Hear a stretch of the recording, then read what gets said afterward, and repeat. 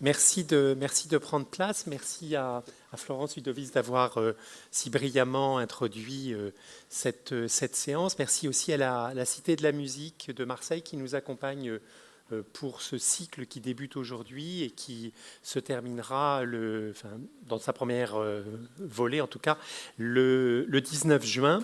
Donc nous avons le plaisir d'accueillir ce soir Monsieur Sorel, qui est président de la métropole Montpellier-Méditerranée, maire de Montpellier, à qui je cède la parole pour quelques mots avant de passer au débat proprement dit. Merci beaucoup.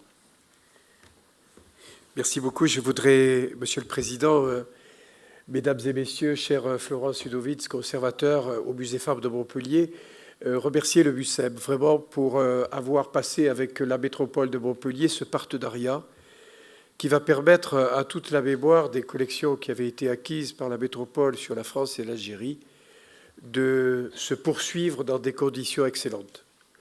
Pour 1000 raisons, j'ai dû mettre un terme au projet qui balbutiait à Montpellier depuis de nombreuses années, qui avait été le projet de Georges Frêche en son temps, qui voulait traduire au départ la présence française en Algérie, qui avait créé de nombreux remous, de nombreux sursauts dans la population, et qui, le jour de son décès en 2010, n'a plus été porté politiquement par les élus en place, ce qui a mis le projet de musée dans une situation délicate. On m'avait dit que les structures étaient terminées, il n'en était rien. On m'avait dit que les travaux étaient presque finis, il n'y avait pas de toiture. Heureusement que Florence Udovic, qui était chargée du projet, avait toujours la foi chevillée au corps, ce qu'elle a toujours aujourd'hui dans d'autres cadres, mais elle reste déléguée à la mémoire de l'Algérie et de la France en tant que conservatrice du musée des arts décoratifs de Montpellier. Donc c'est grâce à Aurélie Filippetti, ancienne ministre de la Culture, que nous avons pu prendre contact, Monsieur le Président, et ainsi sauver les collections que nous avions et qui désormais travailleront avec Marseille, avec le MUCEM, dans ce cadre de la Méditerranée que nous aimons tous. Je crois que même si Montpellier a été rattaché par la réforme territoriale à Toulouse, culturellement, sociologiquement, historiquement, nous sommes plus près de Marseille. Et géographiquement, c'est la preuve par les kilomètres qui le prouve encore. Voilà, en tout cas, je voudrais vraiment vous remercier, Monsieur le Président, remercier Florence, remercier tout le staff du MUCEM et dire au maire de Marseille que j'ai rencontré tout à l'heure que là aussi nous avons de très bonnes relations ensemble et que nous allons les poursuivre au travers de cette mémoire que nous avons en commun, puisque de nombreuses familles, d'un côté et de l'autre de la Méditerranée, ont eu des parcours atypiques qu'il convient de conserver dans notre mémoire collective. Merci beaucoup.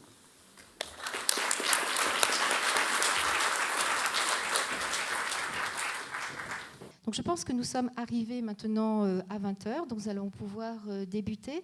Alors voilà, pour revenir très rapidement sur le principe général de ces rencontres, c'est véritablement à la faveur donc, de ce dépôt de cette collection montpelliéraine dans les collections du MUCEM, profiter de ce moment un petit peu particulier pour revenir sur les objets et voir leur capacité ou pas, puisque ça peut être une question à nous raconter l'histoire. Voilà, c'est véritablement, et c'est pour ça que ces sélections d'objets ont été opérées, pour pouvoir les regarder véritablement, voir si elles nous inspirent, enfin, déjà pouvoir voir si on peut retracer leur histoire, ce qui n'est pas forcément évident. Ensuite, est-ce que ces objets racontent véritablement ce qu'on leur prête ? Est-ce qu'ils racontent la même chose pour tout le monde ? Et est-ce que d'une certaine façon, ils peuvent aider à la mise en partage d'une histoire commune ? Puisque, disons, ce qui a, pour ce qui me concerne, un petit peu irriguer toute cette recherche que j'ai pu faire les dernières années sur cette histoire quand même particulière et difficile, en particulier dans un musée, c'était de se dire que le devoir d'histoire devait précéder celui des mémoires et non l'inverse. C'est-à-dire que garder en mémoire que l'histoire est commune, mais que souvent elle n'est pas envisagée, et même la plupart du temps elle n'est pas envisagée selon la place, la situation qu'on occupe et le temps qu'on occupe également, elle n'est pas forcément envisagée de la même façon, mais que néanmoins elle reste commune. Elle est souvent lacunaire, on ne la connaît pas, etc. Et parfois on met très longtemps en fait à la connaître et parfois jamais, mais néanmoins elle est inéluctablement commune. Et que dans le cadre d'une histoire qui à un moment connaît un profond bouleversement et en tout cas une profonde rupture telle que la guerre d'Algérie et qui d'une certaine façon dissocie et fait éclater les mémoires, il n'en demeure pas moins que cette histoire est finalement le socle qui pourrait permettre, en tout cas si on pouvait en faire une qui soit partagée, qui pourrait d'une certaine façon permettre à toutes les mémoires qui y sont associées de s'exprimer. Et donc c'est réenvisager la place de l'objet dans cette mise en récit de l'histoire qui nous intéresse aujourd'hui. Alors je vais passer d'abord, on a décidé entre nous voilà, j'ai décidé pour les autres d'un temps de parole pour tout le monde. Et donc, comme on est en majorité féminine ce soir, et on est assez fiers de ça, du coup, je vais d'abord passer la parole au seul homme de notre... Vous avez en fait un micro. Donc, voilà, qui va donc commencer et avoir l'honneur de commencer cette rencontre. Merci. Voilà, et on parle de parité. Merci. Je voulais d'abord vous remercier d'avoir pris cette initiative parce que, voilà, justement, j'allais partir de la citation de Jacques Berck dont j'ai noté au moins regardez ce titre, Une cause jamais perdue pour une Méditerranée plurielle, l'écrit politique. Je crois que c'est un très très beau passage que vous avez choisi, venant de Jacques Berck, né en Algérie, grand islamologue, qui a forgé beaucoup de conscience sur l'Algérie et sur le Maghreb en général.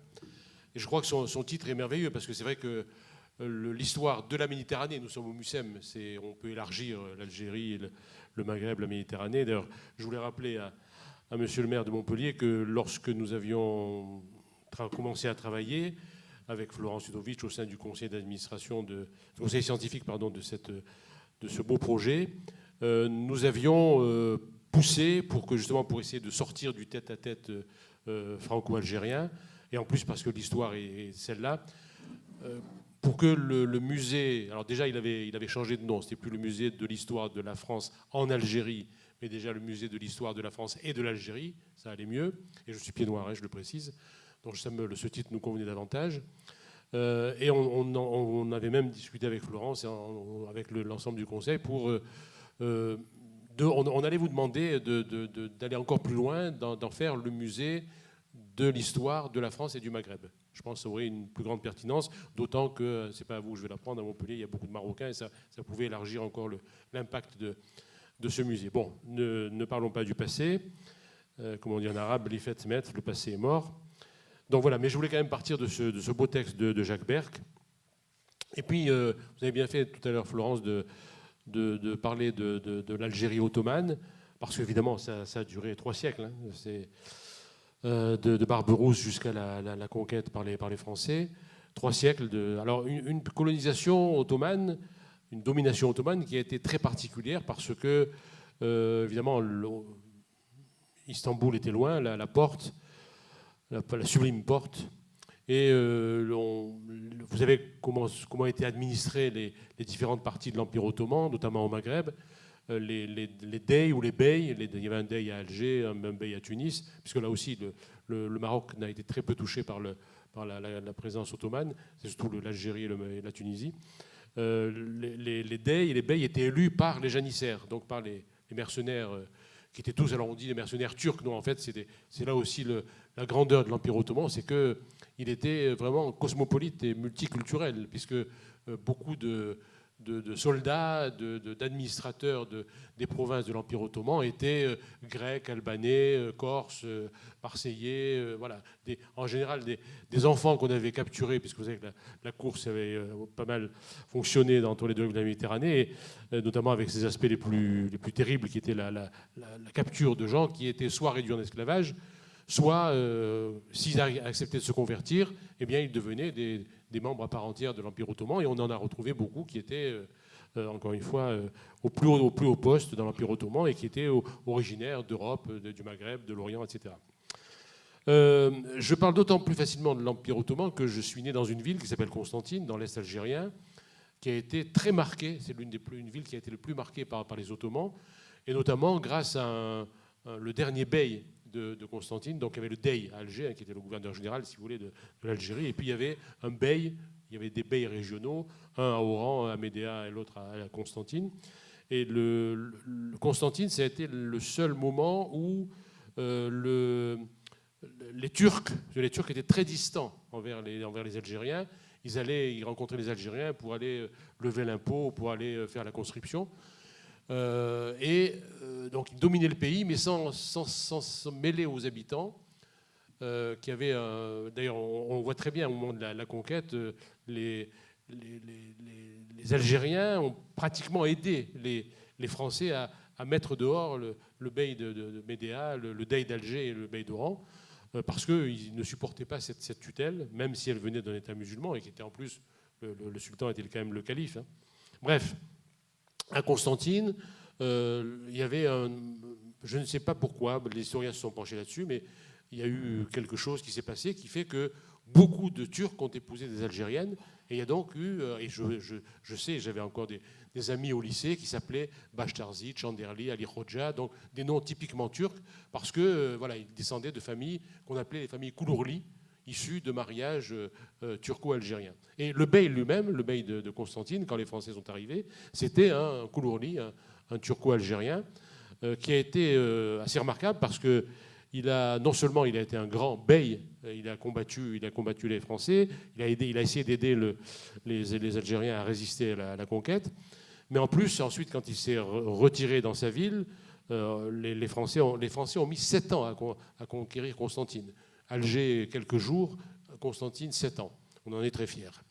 Donc, Hadj Ahmed Bey a résisté très longuement, et quand il a été vaincu, il n'a pas, comme le dey d'Alger, offert une selle, son sabre et des clés. Il est parti, et il est parti dans les Aurès. Et dans les Aurès, il a encore résisté pendant 8 ans à la France. Donc vous voyez, c'était un peu l'Abdelkader de l'Est, puisque Abdelkader régnait surtout sur l'Ouest algérien et le centre. Voilà, donc pour vous dire, alors, l'Empire ottoman, c'était vraiment quelque chose qui a vraiment marqué l'Algérie, et notamment quelques grandes villes comme Constantine. Et tout ça, on le voit, vous avez bien fait de rappeler que tous les objets qui sont exposés pour cette première exposition rappellent que quand les Français sont arrivés, c'était la régence d'Alger, la régence ottomane d'Alger. Alors, ce que je voulais vous dire aussi, c'est que cette Algérie ottomane, là aussi, quand vous parlez des objets, des expositions, leur importance dans la perception de l'histoire, je me rappellerai toujours en 2003, on avait un duo de grands personnages qui gouvernaient la France, qui étaient Jacques Chirac et Lionel Jospin, et ils ont décidé ensemble, avec Abdelaziz Bouteflika qui venait d'être élu, de faire l'année de l'Algérie en France en 2003. Et la plus grande exposition qui a été faite sur l'histoire de la France et de l'Algérie, vous avez bien fait, Florence, de rendre hommage à Jean-Robert Henry, c'est lui qui l'a conçu et mené à bien à Aix-en-Provence, et ensuite elle a circulé dans toute la France. Il a été génial. Au lieu de tout le monde tombe dans le piège, l'Algérie et la France, 1830-1962. Surtout pas. Il a fait, lui, une exposition sur 500 ans d'histoire franco-algérienne. Et évidemment, ça change tout. Parce qu'on se rend compte à quel point les relations... Alors, 2 exemples qui m'avaient beaucoup frappé. D'abord, je vais commencer chronologiquement par Louis XIV. Il y avait dans l'exposition un manuscrit qu'il a retrouvé dans je ne sais plus quelles archives, je ne sais pas si elle venait d'Alger ou d'Aix-en-Provence, une lettre du roi Louis XIV au nouveau dey d'Alger qui venait d'être élu, en lui proposant de mettre à sa disposition un navire de la flotte royale française pour qu'il puisse aller présenter ses lettres d'allégeance au sultan de Constantinople. Alors, je ne sais pas, l'histoire ne m'a pas dit si le dey a accepté, mais on a trouvé une lettre de Louis XIV, donc adressée au dey d'Alger, pour lui proposer de mettre un navire de Sa Majesté le roi de France pour transporter le dey d'Alger à Constantinople. Donc, vous voyez. Alors, un autre exemple qui est encore plus caractéristique et tonitruant, c'est que vous savez que la superpuissance de la Méditerranée, pendant très longtemps, ça a été l'Espagne. Et que la France était un ennemi de l'Espagne, et que les corsaires barbaresques, les Ottomans étaient aussi les ennemis de l'Espagne. Et très souvent, ça, qui le sait? Et ça, là aussi, ça peut relativiser bien des choses. Les corsaires du roi français et les corsaires barbaresques partaient ensemble à la chasse à l'espagnol. Et ainsi, ils ont vaincu de manière extraordinaire une armada espagnole, je ne sais plus en quelle année. Et les Toulonnais, donc c'était des corsaires du roi qui venaient de Toulon, ont invité Barberousse et les barbaresques à venir fêter la victoire à Marseille. 15 jours de beuverie entre les corsaires barbaresques et les corsaires du roi. Donc vous voyez, l'histoire vue par ce biais, ça prouve que là aussi les relations sont anciennes et qu'elles ont parfois des chemins assez étonnants. Voilà, je voulais vous dire parce que c'était, je crois, encore une fois, le génie de cette exposition, de montrer que l'histoire de la France et de l'Algérie, ça ne commence pas en 1830, ça ne se termine pas en 1962, mais que c'est une très longue histoire et vous avez raison de terminer sur la guerre et puis sur l'avenir. Donc, pardonnez-moi, je vais un peu à droite, à gauche, je chemine de manière un peu erratique, mais je suis le premier, hein, je crois, grâce à vous, merci, à inaugurer ce type de séance, cette série. Je suis le premier de la première série. Donc, je fais ce que vous m'avez demandé de faire, c'est-à-dire je réagis à ce que je viens de voir, et puis j'essaie évidemment d'en parler de la manière la plus audible possible. Alors, ces objets, finalement, votre interrogation au départ, c'est est-ce que une exposition de ce type, est-ce qu'un musée, finalement, avec des objets, des tableaux, des dessins, ça sert à une meilleure appréhension de l'histoire? Est-ce que ça permet d'avancer dans... Parce que l'histoire, c'est fondamental, notamment entre deux peuples comme les peuples d'Algérie et de France. J'y reviendrai dans 30 secondes. Je crois que ce que nous avons vu avec vous tout à l'heure, c'est une preuve que voir cela, ça peut permettre à des gens qui prétendent connaître comme moi de se rafraîchir un peu la mémoire, et à des gens qui découvrent d'apprendre quelque chose vraiment. Alors, je vais les prendre dans l'ordre où on les a vus. C'est vrai que bon, je félicite les gens du MUSEM et vous-même, Florence, parce qu'ils sont exposés de manière très, très astucieuse, très intelligente dans le cheminement. On commence bien sûr par l'objet de la reddition. Hein. Le Dey d'Alger, comme je vous l'ai dit, il s'est rendu très très vite. Après le débarquement de Sidi Ferruch, quelques jours après, il rendait les armes. Et il rendait les armes au sens propre et au sens figuré, puisque, alors là aussi, l'histoire, c'est toujours... il faut toujours être très méfiant. Hein. Le scientifique, il doit avoir le doute en permanence dans la pensée. Et vous avez bien fait de souligner, et c'est écrit dessus, que la selle que vous voyez, les clés que vous voyez et le sabre, ça aurait été offert par le Dey d'Alger à la famille du comte de Bourbon, qui était de Bourmont, pardon, qui a été l'un des conquérants de l'Algérie en 1830. C'est lui qui commandait la flotte française. Bon, il y a un conditionnel parce qu'on n'est pas sûr. Bon, en tout cas, ces objets se sont retrouvés. Peut-être le comte les a-t-il subrepticement enlevés après avoir pillé la Casbah. Mais bref, la famille de Bourmont s'est retrouvée avec ces objets et donc elle les a offerts. Vous nous direz ça un peu, c'est intéressant. Mais voilà, donc ce sont des objets qui manifestaient le pouvoir du Dey et la symbolique. Donc il les aurait remis au maréchal ou au amiral de Bourmont, je ne sais plus, je crois qu'il était maréchal, où il a été ensuite, qui ensuite sont restés dans sa famille, la famille qu'il a ensuite rendue à la structure muséographique. Alors, ça, bon, on rentre dans le vif du sujet tout de suite, c'est la conquête, la victoire des Français tout de suite, la prise d'Alger, et puis ensuite on continue, on passe sur finalement la première vue que les Français ont aperçue en arrivant sur Alger, cette vue magnifique que tout le monde regarde toujours avec émotion. C'est vrai qu'arriver en bateau sur Alger, c'est quelque chose d'extrêmement émouvant. C'est une très très belle baie, la ville est magnifique, y compris maintenant. Hein, c'est un vrai bonheur de venir. Ça vaut le coup de partir, on y va tous en avion, mais de prendre le bateau et de rentrer dans la baie d'Alger. C'est toujours très émouvant. Et donc on a de très beaux tableaux sur la côte algéroise, la prise d'Alger, les navires. Bon, donc on est encore dans la guerre, on arrive, on débarque. Et puis, tout de suite après, et là vous avez raison aussi d'avoir fait le parallèle avec l'Égypte, on retrouve l'expédition d'Égypte de Napoléon Bonaparte, hein, et Vous avez raison de dire que ça n'a rien à voir. Là, c'était une expédition du général Bonaparte qui voulait se refaire un petit peu qui voulait devenir, avoir quelque chose de glorieux à mettre à son actif avec ses ambitions politiques. Arrêter les Anglais. Il voulait aussi arrêter les Anglais, bien sûr.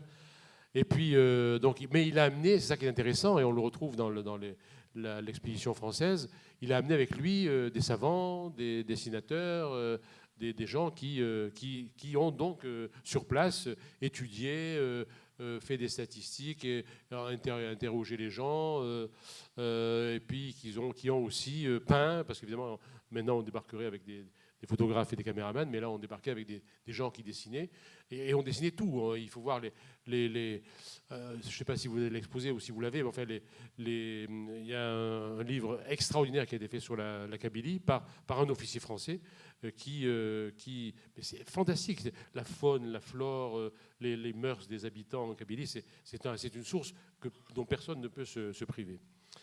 Donc voilà, c'est cet aspect à la fois, on est des voyous, on va tout casser, on va tout piller, on va piquer ce pays, on va voler ce pays, mais en même temps, il y a des gens, aussi bien des officiers d'ailleurs, que des artistes, des savants qui sont là, et qui effectivement donnent cette image un peu étonnante de voir cette armée qui va, vous l'avez bien fait de le rappeler, qui va massacrer, qui va enfumer les gens, qui va les chasser de leurs terres. Bon, on va revenir sur la colonisation, bien sûr, pas tout de suite, mais ça n'apparaît pas là. Mais en même temps, il y a aussi cet aspect qui est une réalité aussi, dont il faut tenir compte. Et je crois que ces objets permettent de voir cela.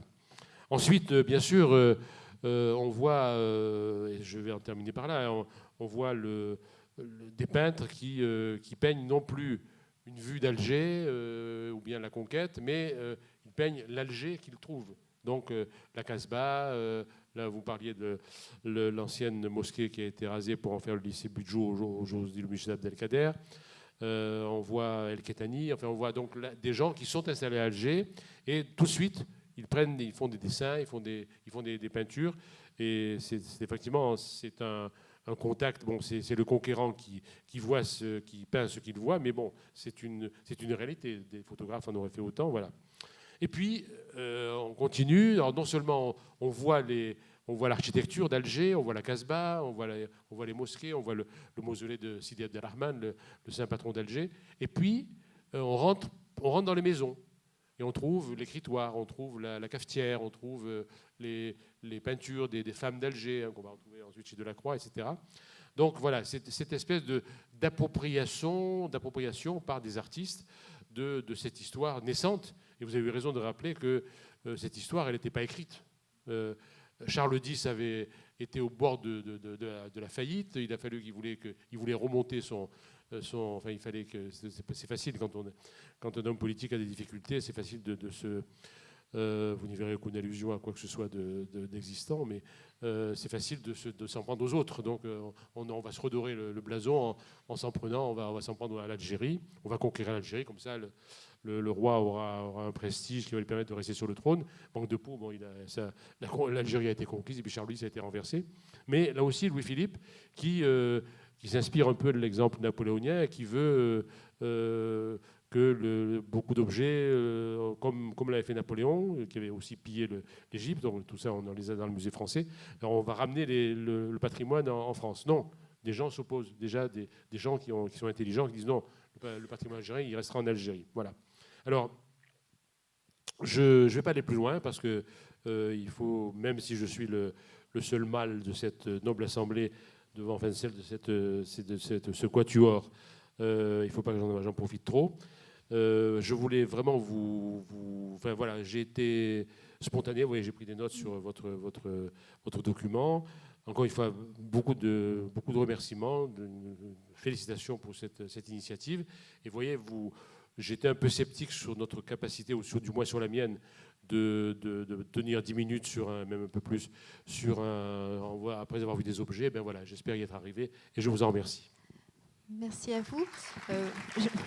Personnellement, je ne doutais pas. Simplement pour préciser une petite partie que vous avez dit précisément sur les pièces, enfin les pièces d'apparat et de pouvoir qui sont montrées, la selle, etc. En fait, ont été acquis par le MUSEM en 2002 dans le cadre de la préparation de l'exposition par les mois d'Alger. Donc véritablement, c'était dans un moment un petit peu suspendu où il y a pu y avoir à la fois des expositions, surtout en France, mais aussi en Algérie, dans le cadre de l'amitié, de l'année de l'amitié franco-algérienne. Voilà. Donc c'est dans cette perspective qu'ont été acquis en particulier ces objets. Je vais maintenant bientôt céder la parole à Nadira. Je pense qu'elle va nous en dire 2 mots.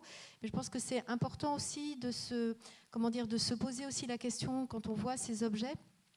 Est-ce qu'ils nous convoquent ou est-ce qu'ils nous ramènent ou est-ce qu'ils peuvent le faire à la perception parce que nous on voit c'est une vision assez occidentale et française quand on montre ça, et puisque ça fait un petit peu comme un butin de guerre d'une certaine façon, et revenir sur la perception des habitants d'Alger, qu'est-ce qu'ils ont pensé quand ils ont vu ces Français arriver, même si je pense qu'il y avait une certaine effervescence qui permettait de le prévoir, mais aussi ces objets peuvent aussi permettre de restituer ce regard. Peut-être, alors on connaît des écrits, hein, il y a un diplomate qui s'appelait Ali Rodja qui a écrit un livre qui s'appelle Le Miroir et qui nous permet de revisiter précisément quel était l'état d'Alger et comment ces Français sont perçus. Mais je pense que c'est aussi important de le savoir à cette époque et aussi maintenant, et c'est ce qui va me permettre de passer la parole à Nadira. Oui. Après, vous n'aurez plus le droit. Non, je rigole. Oui. Oui, je voulais dire que souvent, très souvent, quand je suis devant des publics de pieds noirs, ça m'est arrivé souvent parce que je vais au combat, j'essaye de défaire ces mythes qui font tellement de mal à ceux qui ont été mes compatriotes. Quand ils nous disent, parce que ça se répète de génération en génération, oui, on a trouvé l'Algérie, c'est un désert, et on a fait fleurir le désert, un peu comme les Israéliens en Palestine. On a trouvé un désert et on l'a fait fleurir. Non, c'était pas un désert. Et je dis, mais comment? Qu'est-ce que tu racontes? Mais non, il faut écrire. Et je crois que ça serait bien qu'on voit dans ce type de musée les écrits des officiers français. Parce que les pourfendeurs de la conquête les plus terribles, ce sont les officiers qui écrivaient ce qu'ils faisaient, ce qu'ils voyaient, ce qu'on leur faisait faire. Et le pire, c'est entre guillemets, c'est le maréchal Bugeaud, qui n'était même pas un gauchiste patenté. Il faut lire quand il dit « Moi qui aime tant l'agriculture, j'ai été obligé, parce que les Arabes nous résistent de manière épouvantable, donc j'ai été obligé d'incendier de magnifiques champs de blé, j'ai été obligé de raser, de faire couper, de faire scier des orangeries magnifiques, on a brûlé des médersas, on a brûlé des bibliothèques, parce qu'il faut les mettre à notre merci, ils viendront nous manger dans la main. » Voilà.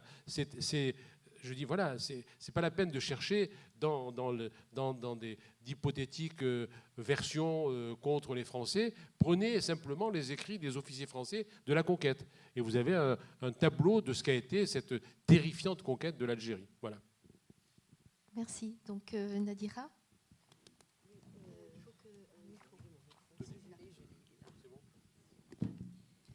Bonjour, bonsoir tout le monde. Merci de m'avoir invité à partager avec vous des idées. Voilà. Alors, au regard de l'exposition que j'ai vue aujourd'hui, je rapproche. Oui, d'accord, on m'entend.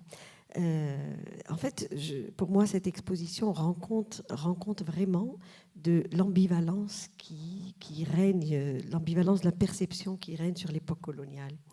Parce que entre des objets authentiques qui ont appartenu aux locaux, la céramique, les carreaux de céramique, les étagères, les cafetières, etc., l'imaginaire colonial et la réalité de cette période, en fait, c'est vrai, ce sont des témoignages d'une époque, des documents vecteurs de mémoire, mais la question à partir de laquelle j'ai réfléchi, qu'on a tous réfléchi, je crois, c'est que disent ces images et les objets sur cette période.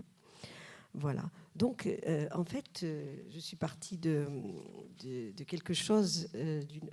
Tu me le rends parce que je vais perdre après. Pardon, excusez-moi.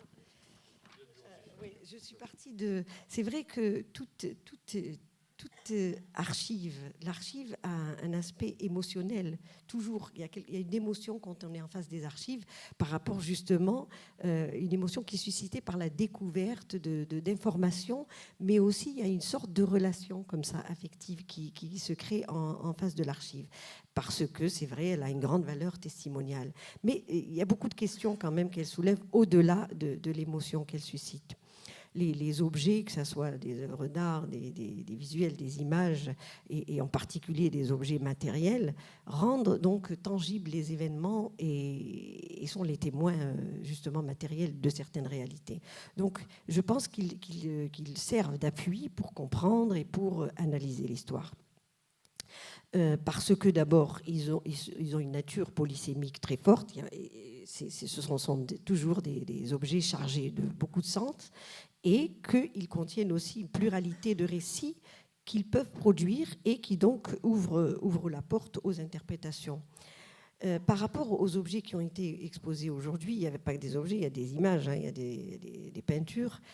Je crois qu'elles ouvrent la porte à l'exploration d'archives en tant qu'archives, non seulement collectives, mais aussi individuelles. Et de ce point de vue, elles vont jouer un rôle et une fonction indéniable dans la construction du discours mémoriel que nous pouvons construire, qui se construit d'ailleurs de part et d'autre, on verra comment. Et du coup, en tant que justement objets qui jouent ce rôle-là, ils peuvent produire différents types de discours comme source documentaire ou de tous les points de vue, c'est-à-dire aussi bien du point de vue esthétique que du point de vue historique. En particulier, les objets qui m'ont vraiment touchée dans cette exposition, c'est cette étagère, cette cafetière, ces carreaux de céramique qui sont peut-être témoins de l'Algérie coloniale, donc d'une période pré-coloniale, je dirais plutôt de l'Algérie ottomane, et qui m'ont touchée parce qu'ils constituent en fait des objets de la vie quotidienne. Ce sont des récits de vie, ce sont des traces de pratiques sociales pré-existantes à la colonisation française et qui sont quand même, qui un peu sont, pas en contradiction, mais qui diffèrent des images peintes qui ont été faites donc, en période, disons, de domination par rapport, je parle des peintures qu'on a vues. Donc ces objets-là évoquent vraiment un certain moment de l'histoire. Et ils ont une sorte d'aura, je dirais toute proportion gardée, entre guillemets, cette aura un peu orientale qui ramène à une autre temporalité et qui réfère à quelque chose qui va au-delà du moment colonial. Et justement, parce qu'ils éclairent un autre aspect décolonisé, une culture, un mode de vie, un goût esthétique, un raffinement on voit la selle, comment elle est travaillée, un raffinement dans l'artisanat, même si, bon, quand on les regarde comme ça, on ne peut pas s'empêcher, peut-être que moi j'ai un regard, c'est mon regard à moi, de se poser la question, comment est-ce qu'ils ont atterri ici, dans quelles conditions s'est faite leur collecte, dans quel rapport, disons, de domination, quel rapport de domination existait au moment de leur collecte. Et ce que je veux dire, c'est que c'est vrai, c'est une période précoloniale, mais en fait, il existait déjà, je veux dire, sur le plan local, les gens aussi faisaient des selles, travaillaient le cuivre. Donc c'est un peu ça qui m'a beaucoup marqué par rapport, si vous voulez, à l'ensemble de l'exposition. Alors, ce qui m'intéresse là-dedans, c'est que ce sont des traces matérielles qui, en tant que telles, sont donc bien sûr intéressantes. Et leur place dans l'exposition leur donne un statut de preuve et justement va permettre au public de prendre la mesure des événements passés grâce à cette réalité matérielle, justement parce qu'il donne à l'histoire une certaine proximité, c'est-à-dire on comprend un petit peu l'histoire par rapport à cette présence, ils sont très présents. Donc c'est une proximité qui est quand même complexe parce que l'objet a le pouvoir de porter le passé et de préserver la mémoire. Mais en même temps, toujours, il y a quelque chose dans l'objet qui est... il y a comme un silence, il y a une sorte de mutisme, c'est-à-dire c'est comme une image. On sait que l'image, en même temps, montre, mais cache aussi. Voilà, c'est le cas pour les images et pour les objets aussi. Donc, il porte l'image, mais il porte aussi un certain mutisme et une absence de réponse par rapport à des questions qu'on se pose. Et ça, il s'agit du silence que renferment les objets par rapport au contexte qui le détermine, c'est-à-dire dont j'ai parlé tout à l'heure, les conditions de sa présence, l'itinéraire de ces objets, quel parcours ils ont eu avant d'arriver ici, et ce contexte, le contexte qui existait au moment où justement ils ont été déplacés, transportés. Donc c'est une présence très très forte. Moi j'ai ressenti la présence des objets comme quelque chose de très très fort, et du point de vue peut-être affectif, idéologique, historique, mais il y a quand même une sorte de vide, et dont parle l'historien Hénard en 2007 dans son article « Le trou, un concept utile pour penser les rapports entre objets et mémoire », et il dit donc le trou, il y a un trou qu'il faut remplir en parlant des preuves de l'histoire, des documents d'archives, que ce soit des objets ou des images. Donc c'est justement ce trou qui suscite le discours mémoriel et pousse à justement l'investigation historique. Alors cette archive historique que représente l'objet est donc complexe. C'est pas seulement une preuve testimoniale comme ça, parce que, justement, du point de vue du discours mémoriel de part et d'autre, je veux dire que ça soit de la part des Algériens ou des Français, c'est très complexe, c'est pas la même chose du tout. Mais il faut composer avec, disons, cette complexité pour aborder les non-dits, les incompréhensions, etc., qu'elle suscite. Il reste donc un discours à construire. Et pour qu'il soit construit, il doit s'ouvrir à toute cette pluralité d'explications autour des documents témoins, de tout ce qui constitue, disons, des preuves, des témoignages, etc. Et construire ce discours, justement, mémoriel avec les incertitudes, les hésitations, les contradictions qui habitent les imaginaires collectifs de part et d'autre. Alors, pour parler de ce discours, justement, j'estime que ce discours, l'élaboration de ce discours passe par la contextualisation du regard, pour susciter l'intérêt, mais aussi pour investir ces objets et ces images de signification, parce que, aux yeux du public, ils représentent une époque, des événements qui ne sont plus aujourd'hui, mais qui sont dans les mémoires. C'est vraiment la grande valeur évocatrice qu'on accorde à tout document, qu'il soit objet ou visuel, etc. Cette valeur évocatrice, je pense que c'est intéressant, bien sûr, de les placer dans un musée, mais quelque part, le musée va diminuer un petit peu de la force de l'objet. Pourquoi ? Parce que s'il attire l'attention, il impose le regard, la contemplation, quand même exposé derrière une vitrine, etc., il est comme dans un emprisonnement, je dirais, qui peut peut-être altérer la force ou du moins la diminuer.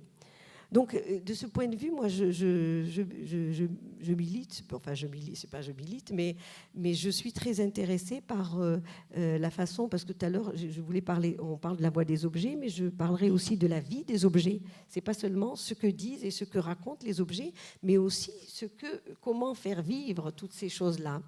Et j'ai pensé que deux aspects qui existent aujourd'hui et c'est-à-dire l'appropriation et réappropriation par les artistes de toutes ces preuves de l'histoire, et notamment chez les artistes contemporains, que ce soit en Algérie d'ailleurs, ou que ce soit des artistes de la diaspora, et qui mettent en vision tous ces objets dans des dispositifs, dans les dispositifs qu'ils créent. Et je pense que c'est particulièrement important parce qu'ils éclairent un aspect particulier de ces témoins de l'histoire, et ils ouvrent en fait, ils lancent une autre dynamique dans la relation passé-présent, parce qu'ils travaillent au présent avec des objets du passé. Donc, en fait, dans les scénographies que font les artistes contemporains, il y a une décontextualisation, recontextualisation, parce qu'ils les décontextualisent par rapport à leur mise en musée, etc. Mais ils les recontextualisent par la mise en place d'un discours qui permet de déclencher donc l'imagination en dialogue avec le présent. C'est comme ça. Ils les font sortir de l'aquarium ou du bocal de la vie. Absolument. Et il crée, ce qui est encore plus important, un lien entre le passé et le présent, parce qu'il montre ça au présent. Un présent autre que celui que fournit le document, disons. Et ils révèlent leur signification pour le citoyen, pour l'homme d'aujourd'hui. Voilà, je cite ici, je voulais citer l'œuvre de Kader Attia. Kader Attia, History of Réappropriation. Histoire de réappropriation. Il a beaucoup travaillé en Algérie avec Zineb Sedira, bien que ce sont des Franco-Algériens qui ont grandi en France, mais qui sont très présents en Algérie et qui ont marqué quand même la nouvelle scène de l'art algérien par leur façon, par leur vision. Et dans ce travail, on voit vraiment, je trouve cette photo extraordinaire, parce que ce sont des jeunes qui jouent au football. Et en fait, comment on appelle ça en football, comment on appelle ça? J'ai oublié le mot. La cage de foot. Là où on shoot les tirs, voilà, les buts. Donc c'est l'arc en main. Voilà, il y a aussi donc c'est très intéressant parce que c'est quand même, pardon, c'est à Lambèse. Enfin, c'est vraiment sur le fond du prétoire de Lambèse. Et puis derrière le pénitencier. Donc il y a vraiment tout qui est un ça en site perspective. Célèbre aussi bien pour ses ruines romaines que pour la célèbre prison où ont été emprisonnés pas mal de militants de la révolution algérienne. C'est un singulier raccourci de l'histoire. Et puis il y a le travail de Zineb Sedira aussi, donc qui a aussi travaillé sur. Je parle c'est une réappropriation symbolique, mais c'est une réappropriation du présent, du passé par le présent.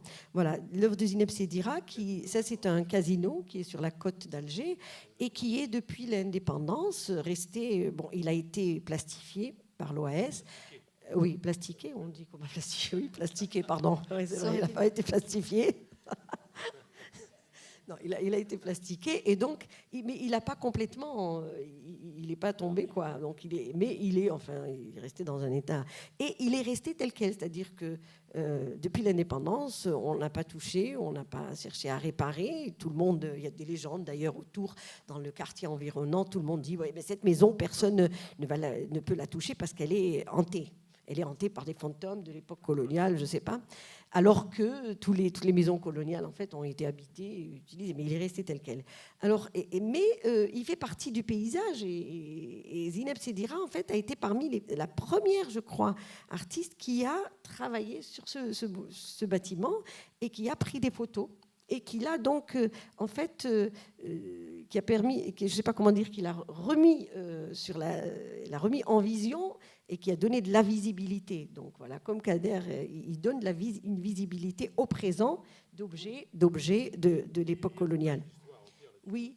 Et bien justement, ce qui est intéressant, c'est que c'est vrai que souvent les objets, comme j'ai parlé tout à l'heure de cet enfermement derrière une vitrine ou dans un musée, mais ils sont aussi parfois enfermés dans les célébrations mémorielles, c'est-à-dire qu'on les fige dans un passé, dans l'histoire passée, et elles restent prisonnières du passé pendant longtemps, alors que justement, prises dans des dispositifs contemporains de ces artistes-là, les installations de ces artistes les mettent en relation avec des œuvres contemporaines.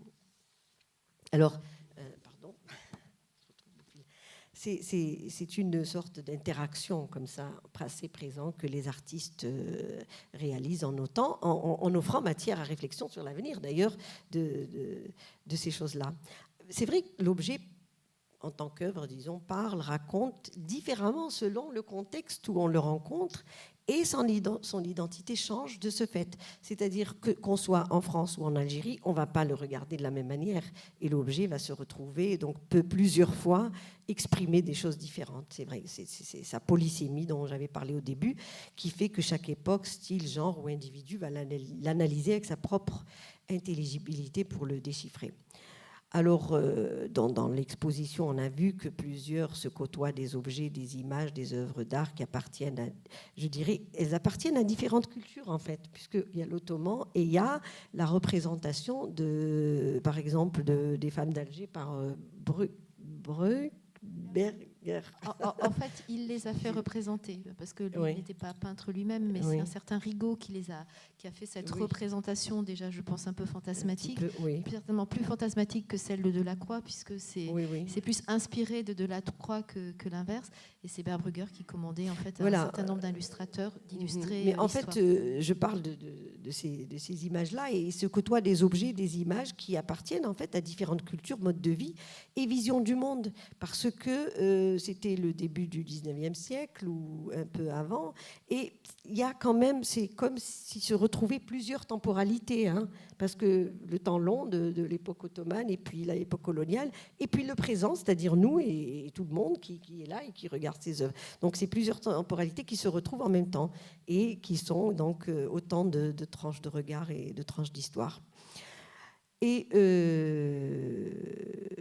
ce que je voulais dire, c'est que plusieurs temporalités et qui, quand même, sont des documents sur des intimités, si on regarde les objets comme la cafetière, etc. Mais c'est aussi des choses un peu fragmentaires, un peu, qui parlent aussi de gens anonymes et de lieux et d'événements. Je voudrais souligner que ces images, justement, peintures, dessins, croquis, pas les objets ottomans, ils ont été réalisés en contexte de domination politique et économique qui impliquait quand même le monopole des outils de représentation des colons. Et les colonisés ne possédaient pas, puisque la photo est arrivée avec la colonisation. Les peintres sont venus avant déjà et ont peint. Donc les colonisés ne possédaient pas les moyens de préserver leur mémoire, si ce n'est justement les objets matériels parlent justement de cette mémoire, parce qu'ils ne pouvaient pas, ils n'avaient pas ces outils de représentation.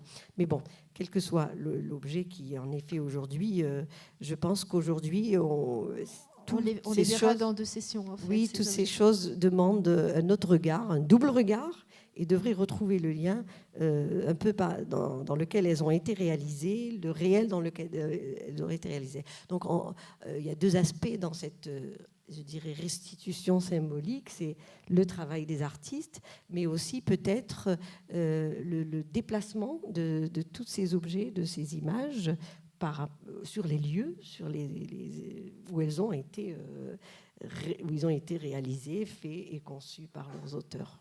Voilà, merci. Belle suggestion, je vais dire. Merci Nadira.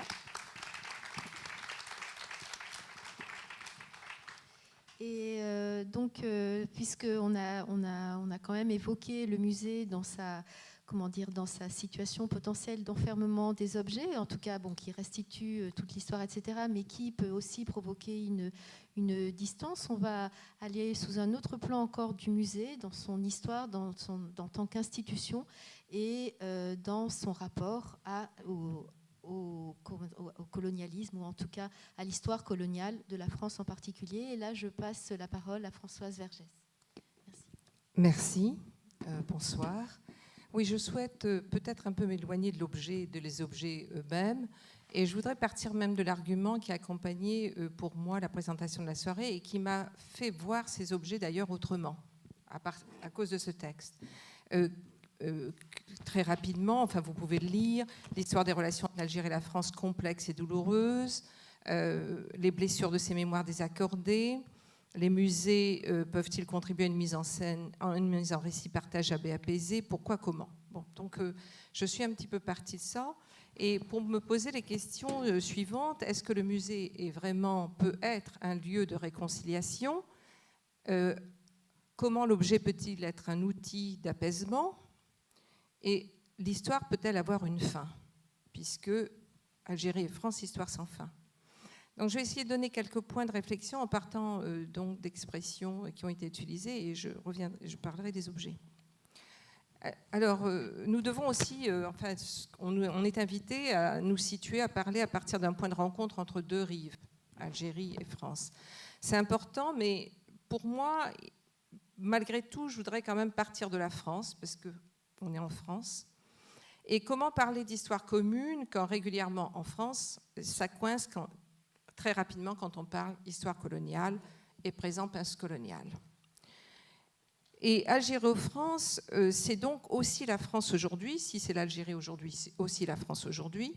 et les questions qui sont posées à la France par toute une génération, justement sur son passé colonial, à partir de leur présence en tant que Français, et ni en tant qu'Algériens ou Franco-Algériens, mais en tant que jeunes Français. Et est-ce possible d'éviter cette dimension quand on va travailler à la visualisation de l'histoire passée et présente? Je pensais aussi Algérie et France, c'est un couple, mais d'abord, est-ce qu'il n'y a pas des Algéries et des France? Parce que est-ce qu'il y a vraiment une scène, en fait, est-ce que c'est vraiment un couple fermé ou interviennent d'autres acteurs régionaux et mondiaux?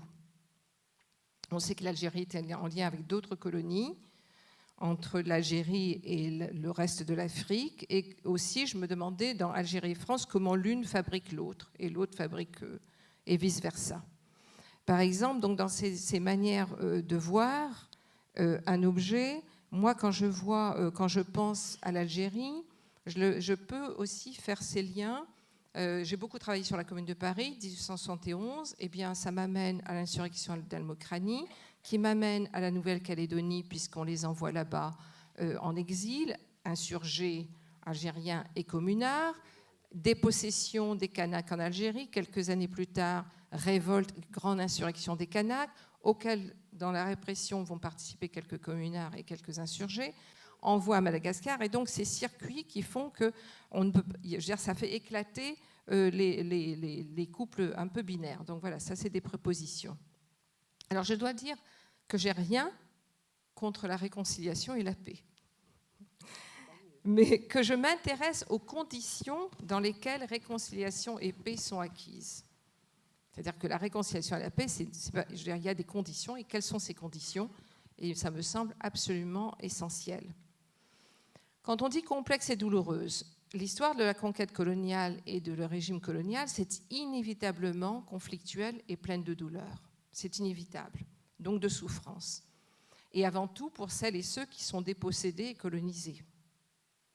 Racine, le dramaturge, a écrit « La douleur qui se tait n'en est plus que funeste ». Et on sait, ça a été décliné ensuite par des poètes, des historiens, des écrivains, des dramaturges, des psychologues. La douleur qui se tait n'en est plus que funeste. Si on la tait, elle ronge et elle nourrit des sentiments négatifs. Mais alors, comment mettons en scène le conflit et la douleur? Avec quels objets?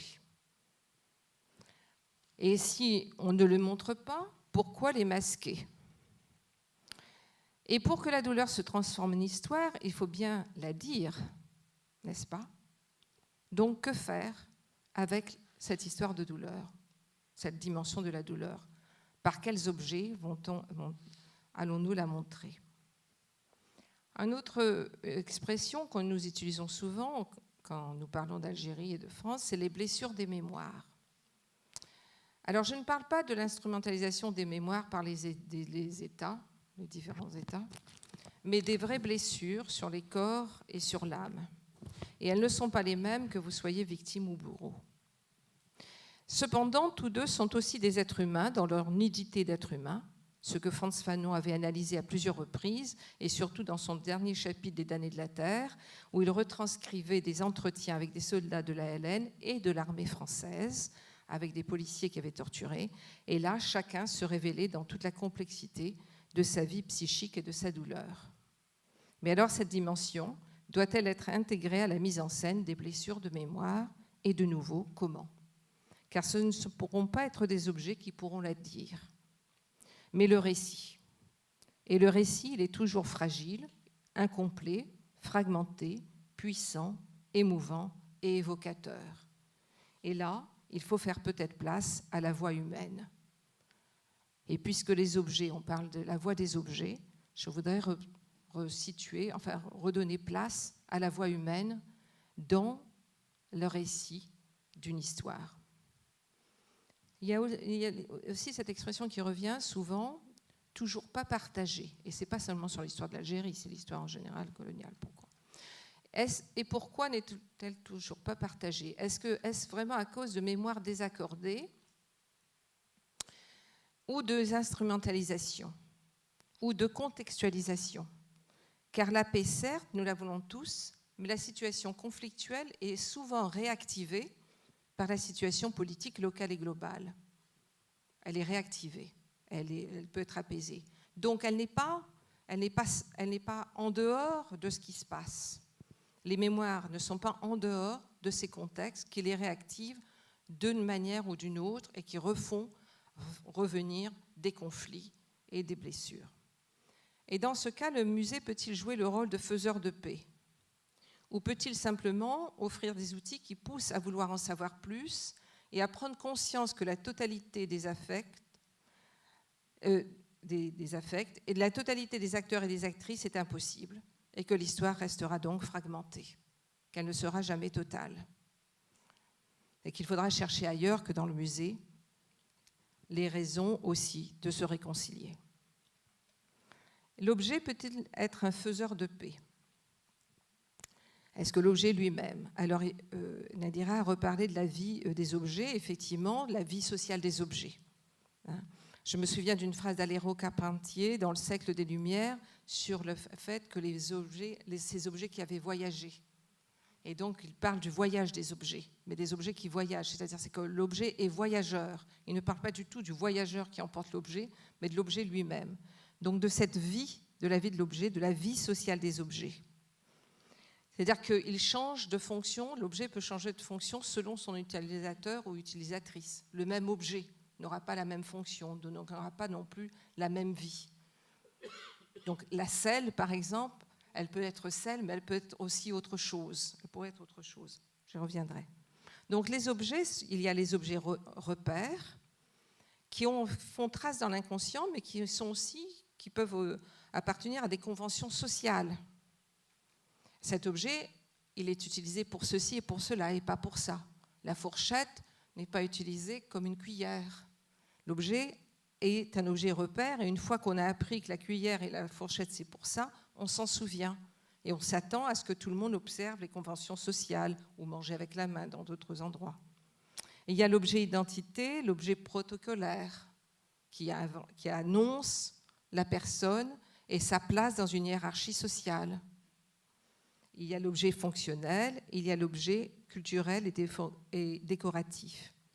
Et cet objet, il accompagne son utilisateur dans sa fonction hier, aujourd'hui et demain. Je sais que je vais trouver ma montre et ce sera ma montre. Ce n'est pas une montre, ça va être inséparable du quotidien. Donc pour cette selle, pour revenir à la selle, cette selle et d'autres selles qui seraient semblables, comment la distinguerait-on? Si on mettait plein de selles de cette manière, quelle selle serait celle-là? Elle est exposée, et ce que vous avez soulevé, à qui elle a appartenu, à qui elle a été donnée, pourquoi, quand et comment, mais aussi qui l'a faite. D'où vient le velours? D'où vient le cuir? Qui a sacrifié l'animal? D'où vient la forme et la technique? Est-ce que c'est une technique qui a été inventée ici? Donc une série de relations qui relativise l'identité et qui donne à l'objet sa propre vie, en dehors même de la personne qui l'aurait utilisé. Mais même dans cette question de contextualisation, j'ai l'impression que nous imaginons toujours deux scènes, l'algérienne et la française, et que nous réagirions différemment selon que nous serions français ou algériens. Mais il y a d'autres personnes qui visiteraient, qui regardent ces objets et qui ne seraient... Et en Algérie différemment, selon qu'on vient d'un endroit d'Algérie, ou même évidemment aussi en France différemment. Mais évidemment aussi, on le voit, et les références qui sont déclenchées ne sont pas nécessairement les mêmes. C'est-à-dire, même l'Algérie ottomane peut déclencher d'autres références selon que l'on vient d'ailleurs. Ou même, par exemple, quand chaque fois que je vois 1830, pour moi, ça, c'est à la fois conquête de l'Algérie, et ça marque le fait que c'est 18 ans avant l'abolition de l'esclavage. C'est-à-dire que l'État français, pendant ces 18 ans, met en place les régimes qui vont remplacer aussi le régime de l'esclavage. Donc pour moi, même l'histoire d'Algérie est liée aussitôt avec d'autres histoires. Donc comment tire-t-on les fils et comment mettons tous ces réseaux? Comment donc interroge-t-on des périodicités, comme vous l'aviez signalé, mais des périodicités même dans lesquelles on rentre automatiquement, pensant qu'elles vont nous dire quelque chose. Le dernier point que je voudrais soulever, pour rester dans mes 10 minutes, c'est l'objet comme source de narration. Alors l'objet, on lui donne un rôle, on pense qu'effectivement, il va nous dire quelque chose, il va nous faire un récit. On lui donne d'ailleurs un rôle et une place centrale dans la narration. Alors, comment on va réintroduire ce qui n'est pas dit par l'objet, ce qui n'est pas ou ce qui ne peut pas être dit par un objet, ce qu'un objet ne dira jamais. Alors, juste un petit exemple. Moi, j'ai travaillé sur un projet de musée. Il fallait, par exemple, parler aussi des migrations, donc, par exemple de l'esclavage, ou des migrations qui ont suivi l'esclavage et qui, quand l'État français a envoyé d'autres personnes dans les plantations pour travailler à la place des esclaves affranchis. Sur l'esclavage, par exemple, vous avez très peu d'objets. Tous les objets que vous allez trouver dans les musées de l'esclavage appartiennent à l'histoire de l'esclavagisme. C'est-à-dire, on vous montre des chaînes, des instruments de torture, les bâtonnets grillés, tout ce qui a été tout le dispositif, les techniques mises en place pour faire des esclaves et transporter les produits. Rien ne vous dit de ce qu'il en est de la vie des esclaves, des êtres humains, des personnes qui, comme vous et moi, continuent à rêver, à avoir faim, à vouloir dormir, à tomber amoureux ou avoir des sentiments et des espoirs ou des douleurs et des souffrances. Et dans ce cas, l'absence d'objet pose réellement problème. Et ce n'est pas le seul cas, je vous donne celui-là, mais il y en a plein d'autres, on pourrait dire. Donc, que fait-on de tout ce qui n'est pas, ne peut pas, non pas seulement parce que l'objet, il n'y a pas l'objet qu'il faut, ce n'est pas la question de l'authenticité de l'objet, mais aucun objet ne peut dire cette histoire. Et il y a beaucoup d'histoires qui ne peuvent pas être dites par les objets. Donc, c'est juste cette question. Je voudrais juste donner un petit exemple, je crois que j'ai encore 5 minutes, oui. Un tout petit exemple de comment j'ai essayé de travailler à partir de l'absence d'objets. J'ai proposé au Louvre de faire des visites guidées qui s'appelait L'esclave au Louvre, une humanité invisible. Pourquoi le Louvre ? Bon, d'une part, c'est le plus grand musée du monde, le plus visité, mais surtout, sa collection se situe entre 1793 et 1848. Après 1848, les collections sont au musée d'Orsay. C'est une coupure dans l'histoire de l'art. Bon. 1793, c'est parce que le musée ouvre à ce moment-là, mais c'est une date extrêmement importante. C'est la première abolition de l'esclavage dans une colonie française, à Saint-Domingue, qui était la plus grande colonie esclavagiste à l'époque, qui fournissait plus de la moitié du sucre qui était consommé en Europe, pas en France, en Europe.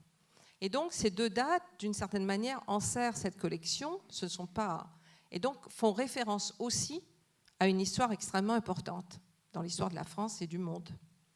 Et j'ai demandé à ce qu'on essaye de trouver, alors je ne voulais pas qu'on cherche nécessairement les peintures ou les tableaux représentant des esclaves, il y en a très très peu. Il y en a très peu. En fait, la représentation se passe à partir de la deuxième moitié à partir de 1830, donc on est déjà dans la deuxième moitié du 19e, et c'est vraiment la propagande abolitionniste qui va trouver les moyens de représenter, et va justement insister sur la souffrance, montrer la torture, les chaînes, les bâtonnets grillés, parce qu'ils comprennent que ce n'est que par là qu'ils vont pouvoir toucher le public européen. Parce qu'effectivement, vous avez des tableaux qui montrent des personnes, des esclaves travaillant dans les champs, et bien si vous ne savez pas que c'est... Si vous voyez par exemple Martinique, 1820, ben vous dites tiens, il y a des gens qui travaillent dans les champs et qui coupent la canne. Rien ne vous indique que c'est du travail esclave, rien, sauf la connaissance de cette histoire. Et donc c'est pour ça que les abolitionnistes ont insisté sur la représentation de la douleur et de la souffrance. Donc je reviens à mon histoire du Louvre, et donc j'ai demandé aux conservateurs qu'on essaye d'identifier des tableaux où finalement, pour la première fois, on voyait quelqu'un fumer une pipe. Est-ce qu'il y avait un moment où on commence à avoir des tableaux avec des gens qui fument ? Et avant, non, parce que finalement, le tabac n'est pas encore là. Le tabac n'est pas encore suffisamment répandu en Europe. Et effectivement, c'est le 17e hollandais, assez tôt, dans les premiers tableaux du 17e hollandais, vous voyez des hommes. Et donc, ma question, c'était de voir comment il n'y avait pas l'objet de l'esclavage, il n'y avait pas, mais c'était de montrer comment l'esclavage avait été entré dans les mœurs et avait complètement transformé la vie sociale et culturelle pour qu'un objet, pour qu'une des productions de l'esclavage de tabac devienne, pour qu'un aristocrate, un noble, c'est un noble, un grand bourgeois hollandais, veuille se faire représenter fumant une pipe. Il n'y avait que ça, d'ailleurs, il est là, il est en train de fumer une pipe, il n'y a pas d'autres objets nécessairement autour de lui. Et à partir de là, de tirer plusieurs fils, qui n'étaient pas seulement l'histoire de l'esclavage et du tabac, mais c'était aussi le tabac. Pourquoi, par exemple, le tabac est associé au masculin ? Il n'y avait rien de naturel à ça. Il n'y a rien de naturel à ce que devenir un homme, c'est fumer. Pourquoi pas ? Pourquoi les femmes ont dû attendre la seconde moitié du XXe siècle pour fumer en public ? Donc c'était à partir d'un objet manquant, c'est-à-dire l'objet de l'esclavage, de tirer plusieurs fils pour donner en fait toute une histoire sociale, politique et culturelle qui n'était pas représentée, mais qui pouvait tout à fait être lue sans être nécessairement représentée. Donc c'est cette question aussi de représentation, que la représentation n'a pas à être la représentation de ce dont il est question, elle peut aussi passer par d'autres biais. Et donc là, moi je ne voulais pas qu'on introduise justement nécessairement au Louvre des représentations d'esclaves pour combler le manque. Au contraire, ce que je trouvais important, c'est que le manque reste et qu'on puisse montrer pourquoi le manque, enfin l'absence plutôt, l'absence était nécessaire. Elle était absolument nécessaire. Il ne pouvait pas être question à l'époque où l'Europe s'enrichissait et consommait café, sucre, tabac, coton et chocolat, qu'il y ait à la fois des représentations des cafetières, théières, de la vie moderne, enfin de la vie bourgeoise et moderne qui s'épanouissait, et avec à côté un tableau qui représenterait les conditions de production des objets. Ce n'était pas possible. Donc je trouvais que c'était intéressant de parler de cette nécessaire absence. Et donc dans un musée qui serait sur un musée d'une histoire aussi conflictuelle et complexe, comme vous le dites, ça serait qu'il y ait malgré tout que des absences restent, de ne pas chercher à les combler, parce que cette tentative de vouloir une histoire globale, en fait, c'est une histoire qui nécessairement va étouffer et masquer des pans entiers de choses qui ne peuvent pas être dites par les objets, qui ne peuvent être dites que par l'échange et la recherche. Merci.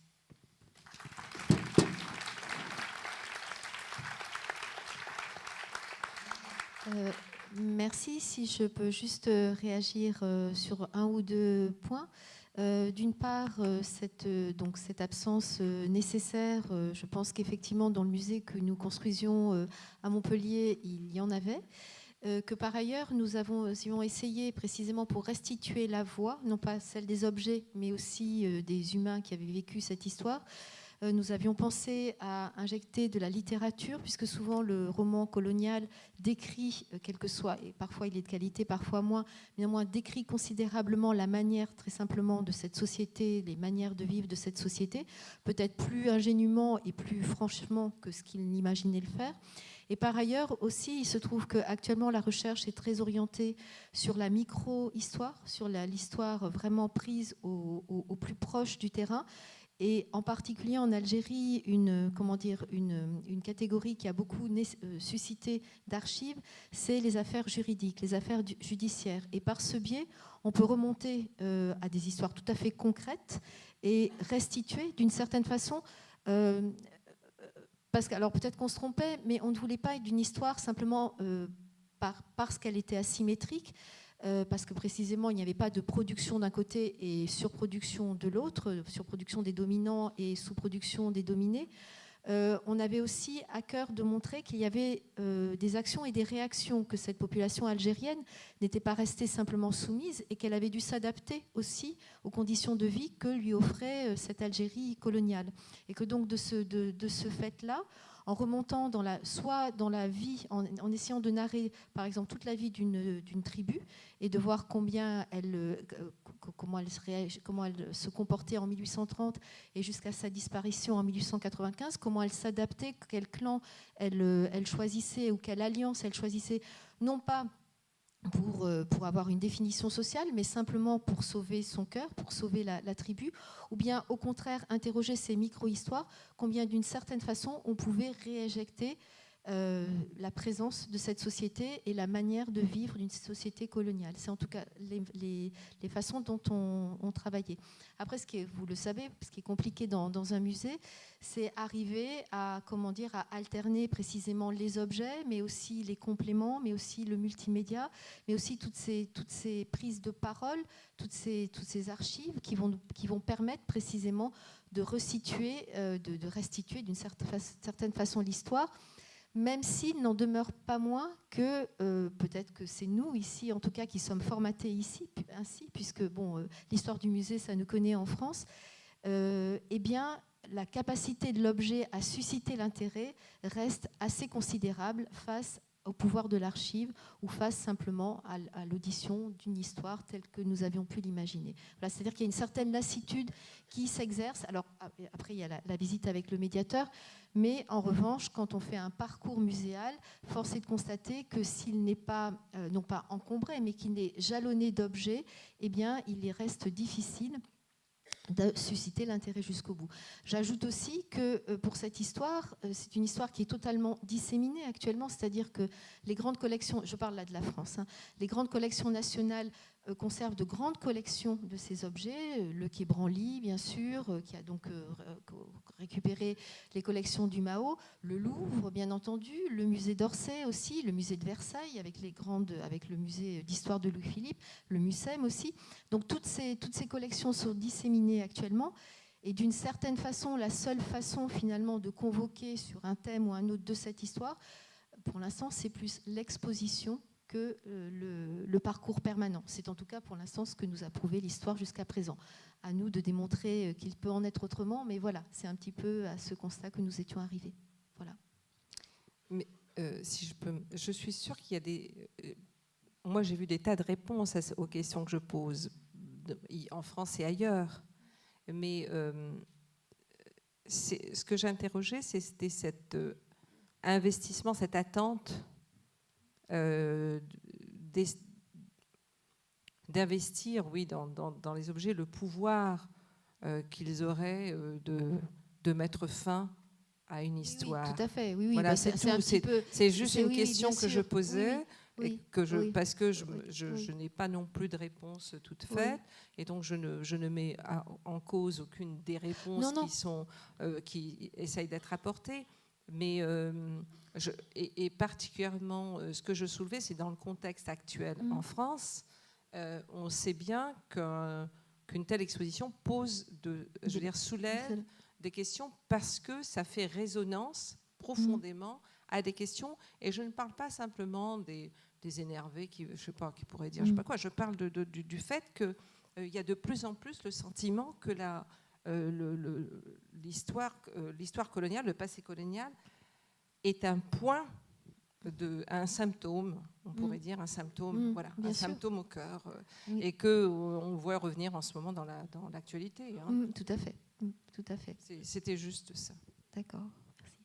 Est-ce qu'il est temps de passer, de lancer le débat avec le public qui le souhaiterait? Est-ce que vous avez des questions, des remarques, des observations que vous souhaiteriez échanger avec nos intervenants? Bon. Il va falloir que quelqu'un se décide. Alors, donc j'ai une personne là, une personne là-bas, et deux. Donc, allez-y.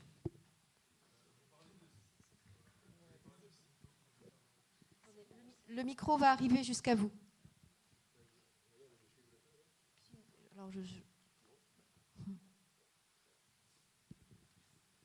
Bonsoir. Bonsoir. J'ai fait un tout petit peu d'histoire, mais c'est pas par rapport. Parlez plus près du micro, s'il vous plaît. Excusez-moi, j'ai fait un tout petit peu d'histoire, en fait, c'est pour ça. Mais le sujet est très intéressant. Vous parliez de symptômes coloniaux. Par rapport à ça, est-ce que la France n'a pas aussi caché cette histoire entre la France et l'Algérie? Est-ce qu'il n'y a pas des non-dits qui font qu'aujourd'hui, pour certaines personnes, c'est très dur de revenir en arrière? Est-ce que quelqu'un... Georges?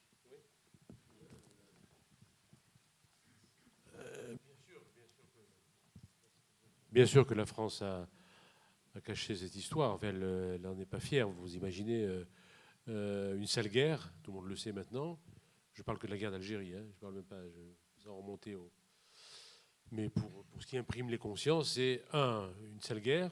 Tous les témoignages des appelés, encore une fois, même des officiers qui ont fait la guerre d'Algérie. Le général Massu, hein, il a dit des choses terribles sur ce qui s'est passé en Algérie. C'est une sale guerre. Tous ceux qui veulent le savoir le savent. Et en plus, on l'a perdu. Donc, vous imaginez. Donc, dans les consciences, c'est un peu compliqué.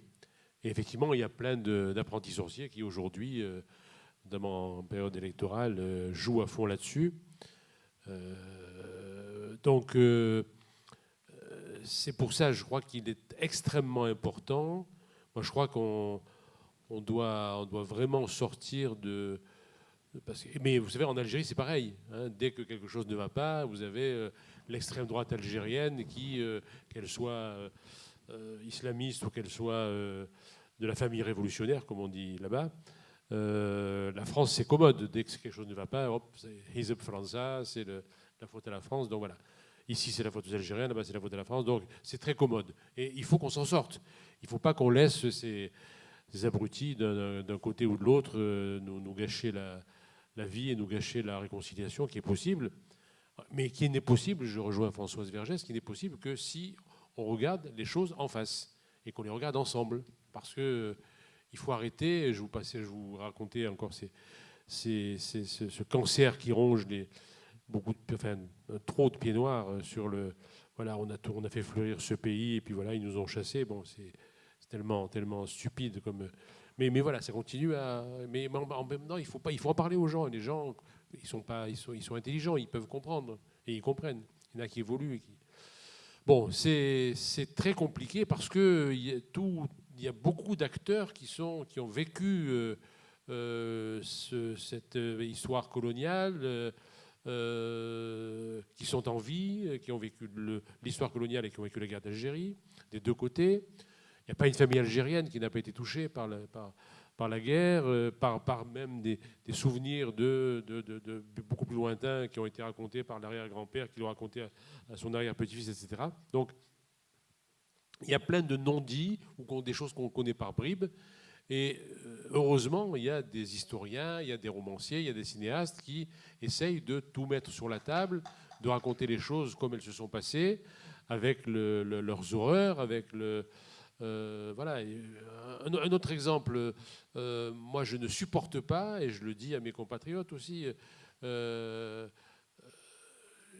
quand on nous dit, ben oui, quand même, l'œuvre de la France en Algérie, regardez, cette ville magnifique d'Alger, vous dites elle est magnifique, oui, mais qui c'est qui l'a construite? C'est les Français, les voies de chemin de fer, les ports, voilà, c'est formidable. Et puis l'enseignement, regardez, ben, attendez, bien sûr que c'était formidable et que les Algériens en profitent, heureusement, mais ça a été construit pour qui? Ça a été construit pour les Européens et pour l'économie coloniale. Le bled, il pourrissait dans la misère. Albert Camus l'a écrit, il a fait des enquêtes là-dessus. Bon. Donc ça veut dire que, évidemment, mais comment on a payé, on a quitté un pays magnifique, on a construit ces belles villes, on a construit ces ports, on a construit ces aéroports, et voilà, et on nous chasse comme des malpropres. Non, on a construit pour nous, on a construit pour les Français, pour la France, pour les possédants français de France et d'Algérie. Voilà. Donc comment distinguer cette perception qui est vraie? Mon Dieu, comment on ne nous est même pas reconnaissant, toutes ces belles villes, ça, non. Mais en même temps, il faut remettre les choses à leur place. Voilà, c'est quelque chose d'extrêmement compliqué. Alors, je reviens à l'éducation. L'éducation, bien sûr. On vous montre des photos de classe. On a inauguré à Rouen vendredi dernier une magnifique exposition sur l'école, l'Algérie à l'école en Algérie de 1830 à nos jours. Il faut savoir, tout le monde le sait, statistiques du gouvernement général de l'Algérie en 1954, 15% des Algériens scolarisés. Alors on peut vanter l'œuvre civilisatrice de la France. 15%, ça veut dire que 85% n'étaient pas scolarisés. L'Université d'Alger en 1960, 6000 étudiants, dont 600 Algériens. Exactement la proportion inverse de la population. Donc, il faut arrêter de se gargariser avec... et en même temps, il ne s'agit pas de de jeter tout, de tout jeter par-dessus bord, mais si on continue à penser, à essayer de se remémorer les choses, de se bâtir une identité, une mémoire sur des bases qui sont aussi friables, et aussi stupides, aussi fragiles, on n'en sortira jamais. Et c'est vrai de l'autre côté aussi. En Algérie, on apprend à l'école, voilà, d'abord, rien n'a existé avant, enfin j'exagère, mais je caricature. Ce n'est pas le cas des chercheurs ou des historiens, mais dans l'enseignement officiel, pendant très longtemps, et c'est encore un peu vrai, on vous enseigne que, bon, d'abord, avant l'islam, il n'y a rien eu en Algérie. Moi, j'étais instituteur en Algérie, y compris après l'indépendance. J'ai vu des maîtres d'arabe dire, mais comment j'avais amené mes gamins de CM2 à Djemila pour leur montrer un patrimoine algérien magnifique, et des ruines romaines tout près de Constantine. Et j'ai eu une histoire sans fin qui a duré plus de 6 mois. Il m'a attaqué en justice, etc. Parce que j'avais dit qu'il y avait eu des Romains en Algérie. Ben oui, alors c'est quoi? C'est une honte? Non. Il faut aussi que les Algériens s'approprient leur passé. Et c'est la grandeur de l'Algérie d'avoir ce passé aussi riche. Donc voilà, si vous voulez, des deux côtés, on tronque l'histoire, on la gomme, on triche. Et qu'est-ce qui paye? Ce sont les deux peuples. Voilà. Juste une petite chose. Il y a un historien américain, Todd Shepard, qui a écrit l'illusion de la décolonisation, qui est très intéressant là-dessus, sur cette question. C'est-à-dire que son argument, c'est qu'en 1962, puisque l'Algérie devient indépendante, tout d'un coup, le récit qui va dominer en France, c'est de dire que mais l'Algérie n'a jamais vraiment été française. En fait, on était pour sa décolonisation. Et donc, d'effacer aussi l'histoire même coloniale. Quoi. Bon, la page est tournée, chapitre est clos, on ne parle plus de ça. C'est fini, on efface tout. Effectivement, c'est revenu par la fenêtre très violemment. Et ça continue à revenir de différentes manières, hein, pas seulement d'une manière. Mais cette question d'illusion de la décolonisation est très importante à comprendre parce qu'effectivement, la société française et une autre historienne, Christine Ross, a montré aussi que c'est le moment d'une incroyable modernisation en France, les salles de bain, la vie moderne. On peut penser aux films de Tati ou à d'autres choses de ce genre, et qui fait que justement, on veut oublier. On veut oublier. Non seulement on a eu honte, très très honte, la République s'est quand même très très très très mal comportée, mais en plus il y a un côté, on veut se lancer dans la consommation, on ne veut plus entendre parler de ça. Et donc on va fermer le chapitre, on va penser que le chapitre est totalement clos et qu'il n'y a rien eu, que ça n'est pas entré en France. C'est-à-dire que même ce qui avait été constaté pendant la guerre d'Algérie, c'est-à-dire le fait que la République pratiquait la torture, donc que la démocratie était contaminée par le fascisme qui se pratiquait, tout d'un coup, c'est terminé, c'est fini, l'OAS est vaincu, hop, on a fini, on n'en parle plus. Or, si on pense aussi à ce qu'Aimé Césaire ou Frantz Fanon ont écrit, c'est-à-dire de dire que vous ne colonisez jamais innocemment. Ça va toujours revenir chez vous. Là-bas, bien sûr, politique de dépossession, massacre, etc. Mais chez vous, ça reviendra. Ça viendra chez vous, ça contaminera la démocratie. Et c'est ça qui a été, si vous voulez, effacé, quand vous parlez de cacher, c'est ça qui a été comme gommé et qui aujourd'hui revient de plusieurs manières. Et notamment avec les questions qu'on se pose ici ce soir de comment raconter cette histoire, puisqu'en 2017, on ne sait toujours pas exactement comment la raconter. En tout cas, pas dans le monde muséal. Il y a... Un autre exemple qui me paraît important, quand je dis, parce que vous avez raison de dire il faut surtout pas fermer les portes, les fenêtres et effacer. On ne peut pas effacer le passé. Bon, il existe et il est ancré dans les têtes. Et moi, je suis le premier à dire, c'est vrai que il faut le savoir, il faut le dire. La République, qui est issue de la Révolution, dont nous sommes tellement fiers, elle a 3 principes. On a même rajouté un 4e, la laïcité, donc la liberté, l'égalité, la fraternité, aujourd'hui la laïcité. Tous ces principes ont été foulés aux pieds, bafoués, piétinés par la France en Algérie. Et pas de liberté, pas d'égalité, pas de fraternité, pas de laïcité. Donc voilà, comment voulez-vous ensuite qu'on puisse se sentir à l'aise? N'importe qui commence à se dire, bon, il y a quand même eu un problème, on ne peut pas l'effacer comme ça. Voilà, c'est quelque chose d'extrêmement important. Et en plus, si vous voulez, si on nie ces réalités, d'un côté comme de l'autre, on ne fait que, vous disiez tout à l'heure, je me souviens plus de la phrase, mais quelque chose qui n'est pas dit est encore beaucoup plus funeste. C'est ça. Les pieds noirs souffrent, les harkis souffrent, les immigrés souffrent, les Algériens souffrent, et ce n'est pas des souffrances innocentes. Je veux dire, c'est des choses qui font mal. Et si on n'arrive pas à montrer aux uns et aux autres que, comme le disait Florence tout à l'heure, on peut vivre la même histoire avec des mémoires complètement différentes, même dans une famille, même dans une ville, etc. Donc il faut que tout ça, on travaille tous, et c'est le rôle des historiens, des profs, des instituts, des cinéastes et de nous tous. Il faut qu'on... Sinon, ça va être un cancer qui va nous ronger de sais combien de temps. Et je ne crois même pas je le disais tout à l'heure, mais je ne suis même pas d'accord avec moi, je ne crois même pas au fait que, une fois que toutes les générations qui ont vécu la guerre d'Algérie auront disparu, tout ça ne continuera pas à rester imprégné et à gangrener tout le monde si on n'y met pas fin. Et on peut y mettre fin en montrant les choses telles qu'elles se sont passées, en relativisant l'histoire. Un autre exemple, moi je suis frappé par heureusement, je vois par exemple un journal comme El Watan qui, sans arrêt, met en valeur, honore tous les Européens, les Juifs d'Algérie qui ont, d'une manière ou d'une autre, aidé ou participé à l'avènement de l'indépendance en Algérie, avec des fois de manière simplement, ça va d'Albert Camus à Pierre Chollet, mais on redécouvre Anna Grecki, on redécouvre et on met en valeur pour montrer que la colonisation, les Européens en Algérie, c'était pas non plus une bande d'affreux salauds qui sont arrivés pour tout piller, mais qu'il y avait aussi des gens bien parmi eux, l'abbé Scotto, enfin des gens qui étaient sensibles à l'indignité du système colonial et qui ont essayé soit de le réformer de l'intérieur, ce qu'on appelait les libéraux, des Jacques Chevalier, vous parlez de Napoléon III, d'Ismaël Urbain, vous parliez des Saint-Simoniens, etc., soit carrément en passant en se battant avec les Algériens. Parce que en tant que Français, en tant que chrétien ou communiste, quoi que ce soit, ils ne supportaient pas qu'on puisse imposer à tout un peuple un système aussi indigne. Il faut, et ça aussi. Et moi, je vois beaucoup d'Algériens, de jeunes Algériens, qui me disent: ah bon, on ne savait pas qu'il y avait des Européens qui étaient ouverts. Ben oui, ça fait partie aussi pour les Algériens d'une relativisation de l'histoire qui leur fait du bien. Je crois qu'il y avait quelqu'un qui avait une autre question là-haut. Oui, bonsoir, merci pour les interventions. Donc moi, je reviens sur le titre Algérie et France, une histoire sans fin. Il y a un chapitre là qui se termine, qui est celui des années Hollande de Bouteflika, donc pendant 5 ans. Je voulais savoir un peu quel était le bilan que vous tiriez de ces années-là, des deux côtés de la Méditerranée, donc côté français, côté algérien.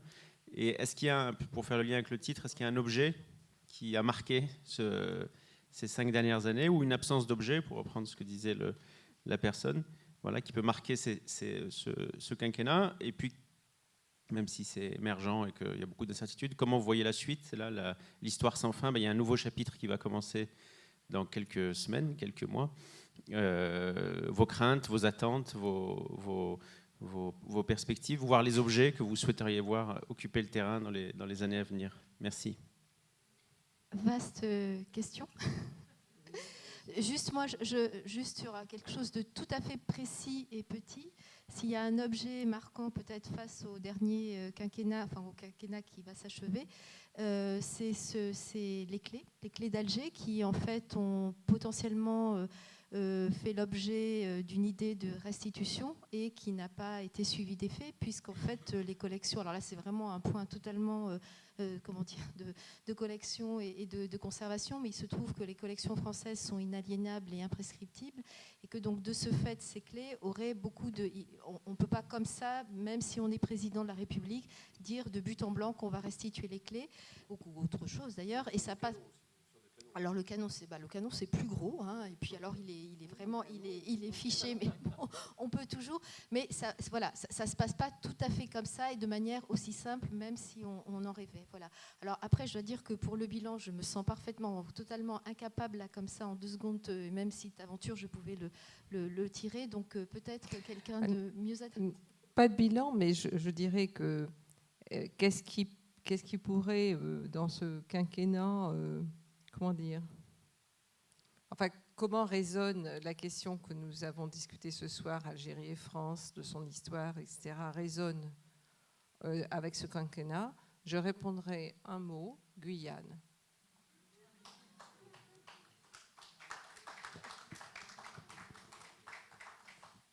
Je ne sais pas si monsieur est... Oui, bon, c'est vrai qu'il y a... Bon, malgré tout, je ne veux pas non plus émettre de... On ne va pas faire de politique ce soir, on en fait suffisamment ailleurs. Mais je pense quand même que le discours de François Hollande devant les parlementaires algériens en décembre 2012, c'était quand même quelque chose qui faisait du bien quelque part. Parce que entendre parler de Kerata, de Sétif, de Guelmad, de la torture, des massacres, etc. Donc il y a eu, Dieu sait, beaucoup de débats en France à ce moment-là. Mais c'est vrai que, exactement comme moi je dis toujours, on en reparlait hier soir pour un incident que vous avez tous entendu, Jacques Chirac reconnaissant que l'État français était responsable des déportations du Veldiv. Voilà, bon, c'est un acte du même type. Lionel Jospin évoquant d'abord faisant baptiser, redonnant, enfin, on ne parle plus d'événements d'Algérie, mais de guerre d'Algérie officiellement, adopté par le Parlement. Lionel Jospin reconnaissant la responsabilité de l'État français dans la façon dont des soldats mutins en 1917 ont été fusillés par la France. Voilà, je crois que c'est des gestes qui honorent les hommes d'État. Et j'ai cité encore une fois Chirac, Jospin, Hollande. Je crois que c'est bien, le chemin que j'essayais de tracer tout à l'heure, ça en fait partie. Il faut que, et c'est pas au peuple français, moi j'ai horreur des questions de repentance, c'est pas vous ou moi qui allons demander pardon de choses qu'on n'a pas faites, mais on doit reconnaître que l'État français l'a fait, la colonisation de l'Algérie, le système colonial indigne, et je pense que c'était le rôle d'un chef de l'État. Et François Hollande l'a fait de la même façon que le 19 mars 62, reconnu comme enfin la fin officielle de la guerre d'Algérie. C'est pas évident. Et ben, ça a été fait. Donc pour moi, sur l'Algérie et sur ce plan de l'histoire, il y a eu deux gestes. Décembre 2012 à Alger, reconnaissance de la fin de la guerre d'Algérie pour le 19 mars 1962, qui sont des gestes forts, qui n'ont pas nécessairement plu à beaucoup de gens, qui n'ont pas sûrement rapporté des voix à un président qui en plus ne se représente pas. Mais voilà, personnellement, c'est les deux choses que je retiendrai. Après, il y a plein d'autres choses. Mais ça, c'est des choses, dans le débat qui nous intéresse ce soir, qui me paraissent marquantes. Voilà, écoutez, merci. Nous sommes obligés maintenant de décourter, ou en tout cas d'achever cette rencontre. Un grand merci. Ah, non, Si, rapidement alors, monsieur. Oui, je voulais simplement, moi, vous féliciter d'avoir abordé le sujet dans la forme et dans le ton avec lesquels vous l'avez fait. Je pense qu'il a été intéressant d'entendre vos questions muséales, les questions sur le rôle et l'influence du musée par rapport à l'objet, le rôle de l'objet aussi. Et tout ceci nous amène sans doute à retenir qu'il faut faire un effort très particulier de collecte des archives, de collecte des témoignages, de manière à pouvoir enrichir par cette micro-histoire, comme vous l'avez indiqué, l'histoire globale qui est beaucoup plus difficile à décrire. Pour les prochaines réunions dont vous avez annoncé les dates, si j'avais un petit vœu à formuler, c'est que l'on évite les tons d'imprécateur, l'utilisation de formules un peu fortes, faciles à employer, ces colonisateurs voyous sanguinaires ou ces pieds noirs ignares et aveugles. Je crois que ça n'avance pas. L'évolution des communautés qui sont concernées par ces sujets-là. Je crois que cette histoire dont on parle ce soir est une histoire particulièrement complexe. Et donc, décrire ou intervenir avec la nuance me paraît un impératif, alors que se laisser aller à des facilités de langage me paraît être particulièrement dangereux et ne pas servir le souhait que chacun a exprimé ce soir. Merci. Merci. Merci à vous tous de nous avoir supportés et subis. Et merci. Et je vous invite, si vous le souhaitez, à connaître la dernière partie de soirée où vous pouvez à nouveau écouter un concert et terminer la soirée en concert. Merci beaucoup et j'espère à la prochaine.